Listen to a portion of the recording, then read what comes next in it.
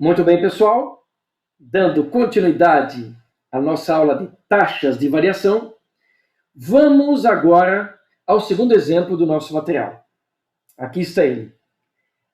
Analistas de produção verificaram que, em uma determinada fábrica montadora, o número de peças produzidas nas primeiras X horas diárias de trabalho é dado por. Então, aqui está a função que gera, que explica esse fenômeno, e aqui nós temos algumas perguntinhas associadas. Muito bem, vamos dar uma olhada aqui, ó. Antes de responder as perguntinhas, eu já tenho destacada a nossa função. F de x é o número de peças produzidas, e x são as primeiras horas trabalhadas para produzir, então, essas peças. Vejam só, a nossa função está dividida em dois, poderíamos dizer que são dois turnos, né? Primeiro turno e segundo turno de trabalho. E no primeiro turno, de 0 até 4 horas trabalhadas, nós temos uma função do segundo grau. Notem que o 50 ficou em evidência, mas eu poderia distribuir aqui o 50 para os dois termos. Foi só uma opção, né, uma maneira de representar a função. O mesmo acontece aqui com o segundo turno. A função é do primeiro grau, mas prefiro colocar em evidência o 200 também. Isso, de certa forma, facilita um pouco os cálculos, né, porque você substitui aqui os valores e só depois multiplica pelo 50. Ok? Mas é uma maneira de representar. E aqui nós temos uma função do primeiro grau, né, para esse período aqui das primeiras horas de produção. Ok? E aí está a função. Vamos para as perguntas, então. A letra A diz o seguinte: qual a razão de produção em peças por hora ao final de 3 horas de trabalho? Ora, pessoal, só pela unidade peças por hora, a gente já entende que é uma taxa de variação, que é a razão de produção, é a velocidade com que as peças estão sendo produzidas. A gente poderia entender assim. Ok? Ao final de 3 horas de trabalho. Ele não está dando um intervalo de tempo, né, para eu calcular uma razão de produção média. Ele está dizendo exatamente ao final de 3 horas. Então eu tenho aí uma taxa de variação instantânea. Para isso eu preciso a derivada da função. Como ele está pedindo no intervalo de 3 horas, a função definida para 3 horas está aqui, entre 0 e 4. Então a gente vai definir essa parte aqui. Muito bem, então vamos à perguntinha A. Vou subir um pouquinho aqui a folha. Né? Vamos pegar a função correspondente ao intervalo ou às 3 primeiras horas de trabalho, que é essa que está aqui em cima. Então vou escrever aqui, f de x é igual a 50, que multiplica x ao quadrado, mais x. Eu poderia até identificar aqui, né, colocar um númerozinho do primeiro ou segundo turno, para identificar que é a primeira parte aqui. Eu vou deixar assim, ok? Vamos à sua derivada. F' de x é igual número multiplicando a função, o número permanece, não muda. E aí você deriva a função. Derivada de x quadrado, 2x. Derivada de x, o número que está aqui na frente é 1. Aí está. Eu posso até reescrevê-la se eu quiser, né? Eu vou fazer isso. Então, f' de x é igual a 50 vezes 2 ficam 100. 100x mais 50 vezes 1, 50. Aí está. Esta é a função que calcula a razão de produção, a velocidade com que a produção acontece. Como a pergunta é ao final de 3 horas de trabalho, então, até vou destacar aqui, subir um pouquinho aqui a folha, ao final da terceira hora de trabalho. Então, temos aqui o 100, se eu substituir aqui o x por 3, aqui vai por 3 também. Eis que nós temos a razão de produção. 3 vezes 100, 300, mais 50. 350, opa, deixa eu subir um pouquinho. 350 o quê? São 350 peças por hora. Quer dizer que ao final da terceira hora de trabalho, essa é a velocidade da produção. Se dali para frente continuasse com a mesma velocidade, a cada hora produziriam 350 peças. Ok? Mas eu digo isso porque como essa função aqui é oriunda de uma função de segundo grau, a gente sabe que com o passar das horas a taxa de variação vai mudar, certo? Ela vai mudar conforme essa regra que aqui está, ok? Então aqui está resolvido a pergunta A do nosso problema. Revisando a pergunta, qual a razão de produção ao final de 3 horas de trabalho? Essa é a razão de produção, tá? Aqui está. E a gente pode explicar assim, né? Se a partir desse momento a razão de produção permanecesse sempre a mesma, a cada hora produziriam 350 peças. Mas não é, né? Não é. É só nesse horário de produção aqui. Ok? Depois nós temos a pergunta B, nosso problema. A pergunta B diz o seguinte: e ao final de 7 horas? Então é a mesma pergunta, só que para 7 horas. Opa, muito bem. Só que para 7 horas de produção, ó, nós já temos uma outra relação. Certo? Então, vamos pegar aqui a letra B e vamos para a função correspondente a esse intervalo de tempo aí, que é 200 que multiplica x mais 1.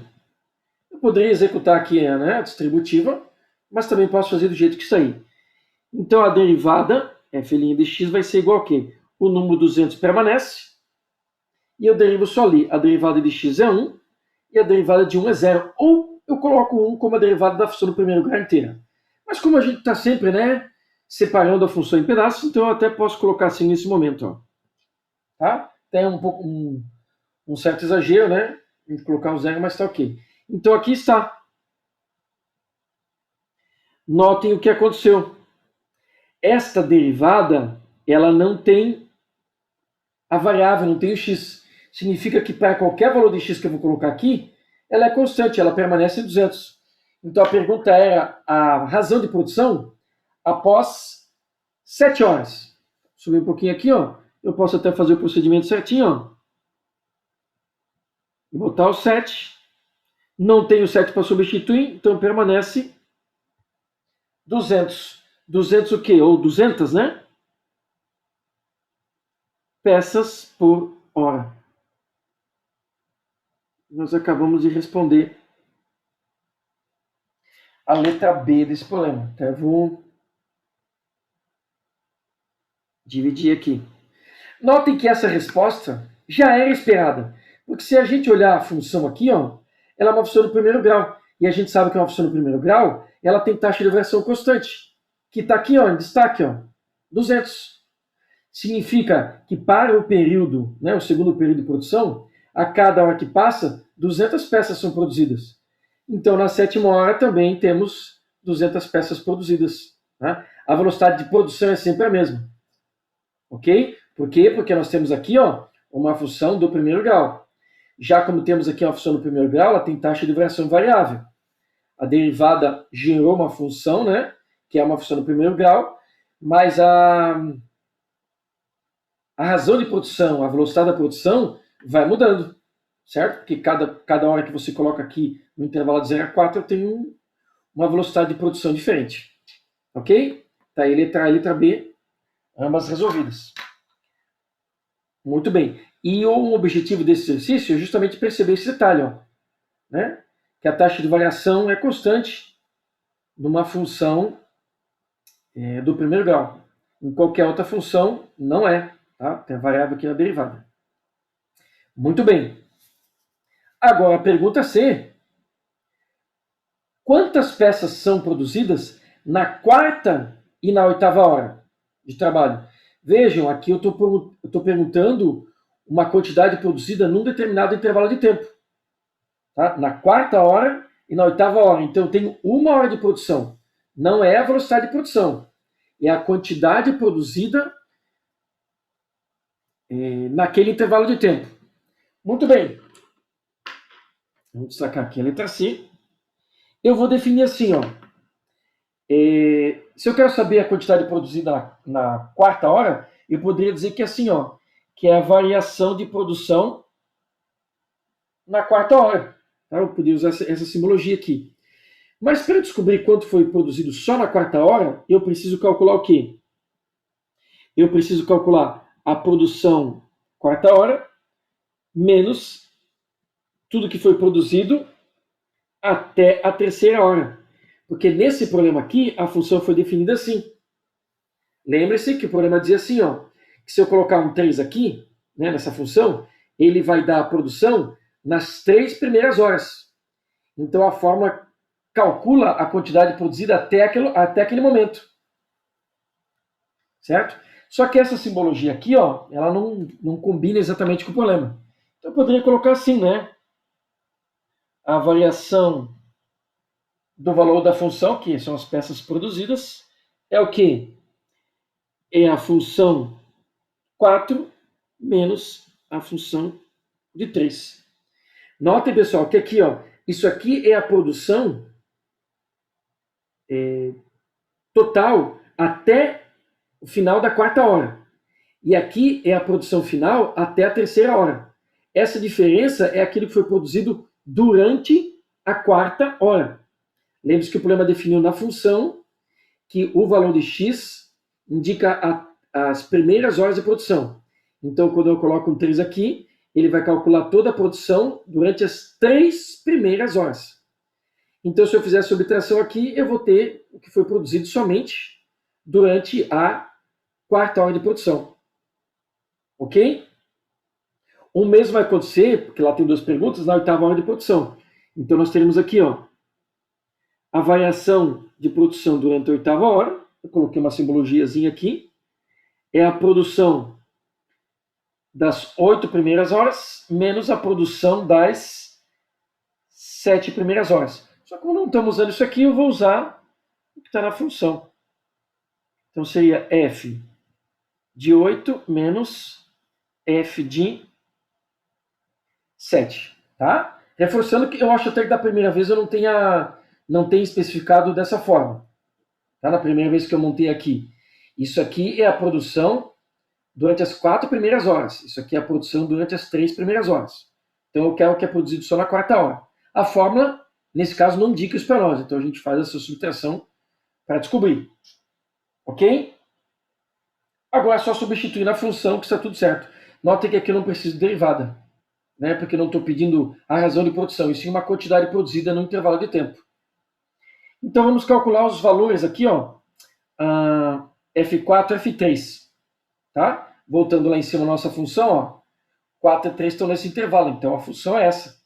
Certo? Vou fazer o cálculo separadinho aqui embaixo. Tá? Não vai estar aparecendo a função, mas eu vou fazer aqui, ó. Então, ó,